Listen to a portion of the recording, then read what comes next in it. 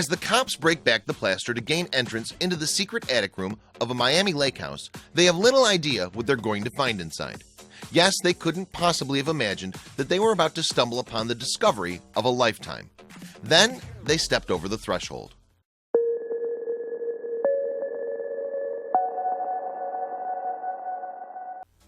But let's rewind a bit.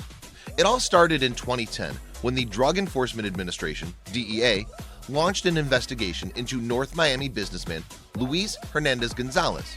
His store, Blossom Experience, looked innocent enough, what with its regular stock of indoor gardening equipment. But as the result of an investigation, the DEA, in conjunction with specialist detectives, eventually secured a search warrant for Blossom Experience. The investigators had a hunch about what they'd find inside, but they weren't exactly sure how far Hernandez-Gonzalez's reach had extended. So when the DEA finally arrived on the premises in June of 2016, officers discovered $180,000 in cash and 2 strains of marijuana marked Chernobyl and Super Skunk hiding in a safe. It was a sizable enough amount for sure, but this was only the tip of the iceberg. Indeed, after arresting Hernandez-Gonzalez, who admitted to teaching his customers how to grow the drug, the investigators went to his home in Miami Lakes. This 5-bedroom house, located within a gated complex, was luxurious to say the least. Hernandez-Gonzalez had lived there for the past 10 years or so, having originally bought only the land. In fact, he'd had the 2-story property built from scratch, and that allowed him to make a couple of his own additions. So when the DEA arrived at the house, it discovered a secret room accessed through the attic. This hidden space then was likely incorporated during the property's initial build. But whatever its origin, the room was hidden behind a trap door and concealed by a sheet of fiberglass insulation.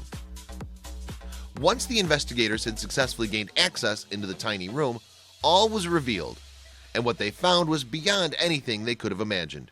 In fact, they discovered bottles of steroids, a loaded gun, and most significantly, 24 heat-sealed containers, each containing hundreds of thousands of dollars. In total, the narcotics agents had stumbled upon $24 million in cash, an amount that astonished officers used to uncovering vast stashes of bills. Accordingly, the money, which was mostly comprised of $100 notes, was transported to the Miami-Dade Police Department for counting. Meanwhile, Hernandez-Gonzalez was apprehended, as was his sister Salma Hernandez, who also worked at Blossom Experience. Between them, the pair are facing counts of money laundering, drug trafficking, and possession of cannabis. Interestingly, as the DEA had a file on Hernandez-Gonzalez, a second case opened in Tennessee where a group of people were believed to be trafficking marijuana. And while the 2 events were at first seemingly unconnected, cops would later find out that they were, in fact, related. Still, the first tip-off that Hernandez-Gonzalez was worth watching came from a DEA informant. The CI had, it seemed, managed to elicit a conversation from the soon-to-be suspect about the intricacies of the marijuana industry. Another informant, meanwhile, twice sold Hernandez-Gonzalez marijuana. So what was Hernandez-Gonzalez's deal? Reportedly, the store owner sold gardening equipment to certain customers at low prices. Then he would buy large amounts of marijuana from those customers to sell it on, presumably in smaller quantities to make some hefty profits.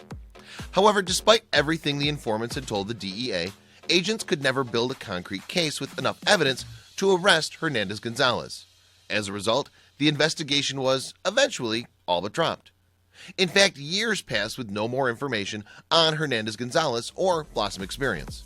But then, earlier in 2016, his name suddenly popped up again, and it was all thanks to the aforementioned Tennessee case.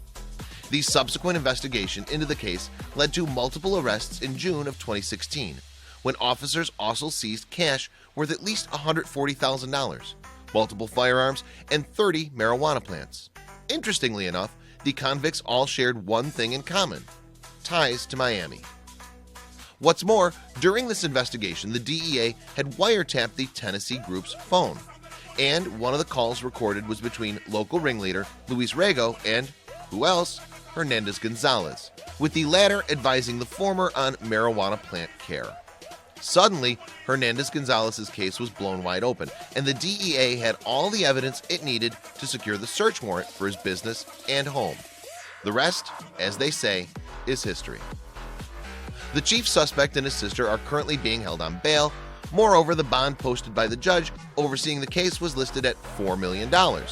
It's a hefty sum, but it's one befitting a man who, according to prosecutor Adam Korn, had $20 million in his wall.